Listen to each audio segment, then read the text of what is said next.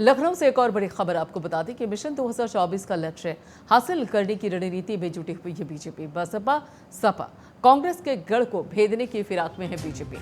2024 के लक्ष्य को लेकर आज पार्टी मुख्यालय पर मंथन होगा और 2019 में हारी हुई सीटों के प्रभारियों संग ये जो मंथन है वो किया जाएगा। विपक्ष के कब्जे वाली सीटों पर हार के कारणों की बुधवार को समीक्षा होगी और बीजेपी ने 80 में से 75 सीटें जीतने का लक्ष्य निर्धारित किया है। लेकिन जब आजमगढ़ और रामपुर उपचुनाव में बीजेपी ने जीत हासिल कर ली तो फिर सीधे जो एजेंडा था, सीधे जो लक्ष्य था, वो 80 में से 80 सीटों पर कमल खिलाने का है। तो ऐसे में आपको बता दें कि विपक्ष के कब्जे वाली सीटों पर हारे हुए जो प्रत्याशी रहे उनसे मंथन किया जाएगा। इसी बाबत आगे की जानकारी देने के लिए दिवाकर त्रिपाठी प्राइम न्यूज के लखनऊ से ब्यूरो चीफ हमारे साथ जुड़ चुके हैं। दिवाकर त्रिपाठी जी, बीजेपी अगर देखा जाए तो हालांकि हमेशा ही चुनावी मोड पे रहती है। 2024 में अभी वक्त है हालांकि चुनाव होने में, लेकिन अभी से ही मंथन शुरू कर दिया है बीजेपी ने। बिल्कुल, देखिए, भारतीय जनता पार्टी के लिए साफ तौर पर प्रियंका सभी जानते हैं कि वो एक चुनाव जैसे ही खत्म होता है वो दूसरे चुनाव के लिए लग जाती है। और इस बीच जैसे ही उपचुनाव जीती है दोनों, तो जाहिर बात है कि उत्साह से लबरेज है। अब ऐसे में जो लक्ष्य तय किया गया है वो लक्ष्य तय किया गया है कि 80 जो लोकसभा सीटें उत्तर प्रदेश में, उसमें तक कम से कम 75 प्लस सीट जो है वो भारतीय जनता पार्टी के पास है। और भारतीय जनता पार्टी के रणनीतिकार ये भी जानते हैं कि 2024 का चुनाव उनके लिए खासा अहम है और खासा अहम होने के साथ साथ उत्तर प्रदेश जो है वो उसमें महती भूमिका जो है निभाता है केंद्र की सत्ता में, क्योंकि सबसे ज्यादा लोकसभा सीटें 80 उत्तर प्रदेश में है। ऐसे में अब यही एजेंडा इसलिए तय किया गया है और इसलिए आज ये मंथन होगा कि 2019 में महज 64 सीटें जो है वो कहीं न कहीं भारतीय जनता पार्टी और उनके गठबंधन के खेमे में आई थी और बाकी जो तकरीबन 16 जो लोकसभा सीटें हैं वो विपक्ष में गई थी। अब जिन सीटों पे हार हुई, यानी कि उन 16 सीटों जिस पे हार हुई थी, हालांकि अभी 2 सीटें और जीत गई, 66 सीट हो गई, लेकिन जो 2019 में जिन सीटों पे हार हुई थी, कहीं न कहीं उनमें बूथवार समीक्षा करेगी भारतीय जनता पार्टी कि आखिरकार क्या कुछ खामियां रह गई जिससे कि उनकी हार हुई है।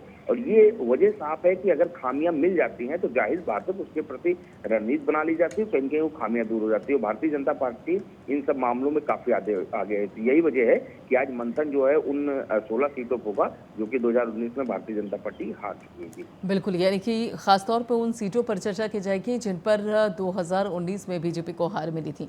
मानकर चला जाए कि इस मंथन में कहीं ना कहीं विष भी निकलेगा और अमृत भी, एक तरीके से हल भी होगा, लेकिन समस्या तो अभी वहीं पर खड़ी है। दिवाकर, बिल्कुल, देखिए, विष भी निकलेगा, अमृत भी निकलेगा। अमृत ऐसे निकलेगा कि जो 16 सीटें हारी थी उसमें से 2 सीटों पे अभी उपचुनाव में भारतीय जनता पार्टी जीत हासिल कर चुकी है। अब ऐसे में 14 सीटें ऐसी हैं जो कि कहीं की अभी भारतीय जनता पार्टी की पकड़ से बाहर है और इन 14 सीटों में तकरीबन 10 सीटें जो है वो भारतीय जनता पार्टी और अब इस बार जीतना चाहेगी 2024 में। तो जाहिर बात है कि उसके लिए आपको बूथवार कहीं न कहीं समीक्षा करनी पड़ेगी और बूथ स्तर पर आप जब समीक्षा करेंगे तो आपको समझ में आएगा कि कहाँ पे खामी रह गई और उस खामी को दुरुस्त करने में अभी आपके पास 2019 में तकरीबन 1.5 साल बाकी है चुनाव में। तो जाहिर सी बात है कि इन्हीं सब चीजों को लेकर कहीं कहीं ये बैठक आज होने वाली है। बिल्कुल, लेकिन ऐसे में एक तरीके से अगर देखा जाए जिस तरीके से बीजेपी अभी लगातार जुटी हुई है 2024 के लिए, अब लक्ष्य में निर्धारित कर लिए, पहले 75 प्लस का नारा था और जिस तरीके से हमने देखा कि रामपुर और आजमगढ़ जीतने के बाद सीधे यहाँ पर बीजेपी का नारा हो गया कि अब 80 सीटों पर कमल खिलाएंगे। तो यानी कि उसी नारे पर, उसी मंत्र पर, उसी संकल्प पर एक तरीके से काम करने के लिए मंथन बाकायदा पहला कदम है। बिल्कुल, देखिए, ये मंथन पहला कदम है उसी ओर की 75 प्लस सीटें लेके चल रहे थे, लेकिन जैसे उपचुनाव जीते दोनों, समाजवादी पार्टी के गढ़ में कहीं की फतेह की है भाजपा ने, वहाँ पे भगवा लहरा है, तो उसके बाद उत्साह से लबरेज हो गए। अब वो सीधे 80 की 80 सीटें जो है वो कहीं की अपने खाते में लाने के दावे जो है वो कर रहे हैं और इसीलिए मंथन चल रहा है। अगर मंथन नहीं होगा, रणनीति नहीं तैयार होगी, समीकरण नहीं बैठेंगे तो जाहिर बात है कि दावे जो है वो हवा ही साबित हो जाएंगे 2024 के चुनाव में। तो जाहिर बात है कि अगर आपको लक्ष्य पाना है जो आपने तय किया है तो उसके लिए आपको मेहनत करनी पड़ेगी, उसके लिए आपको रणनीति बनानी पड़ेगी, समीकरण बैठाने पड़ेंगे। इसीलिए आज ये मंथन जो है वो किया जाएगा प्रदेश मुख्यालय पर। बिल्कुल, लेकिन इस पूरी तस्वीर में विपक्ष विपक्ष को हम कहाँ पर देखें दिवाकर जी? क्योंकि देखिए बीजेपी तो मंथन रणनीति बाकायदा ये शब्द खेमे में सुनाई दे रहे हैं, लेकिन जो विपक्ष है खासतौर पर हमने देखा था कि किस तरीके से 2019 में प्रियंका गांधी ने एंट्री ली, 2022 के विधानसभा चुनाव में प्रियंका गांधी लगातार एक्टिव भी नजर आई। बीएसपी हालांकि सोशल मीडिया के जरिए एक्टिव रही, धरातल पर उतना नजर नहीं आई, लेकिन समाजवादी पार्टी काफी मेहनत करती हुई नजर आई थी सड़क पर। ये हमने देखा भी था, कोरोना के टाइम पे भी हमने देखा। तो ऐसे में विपक्ष की भूमिका कहाँ पर है? विपक्ष को आप कहाँ देख रहे हैं दिवाकर?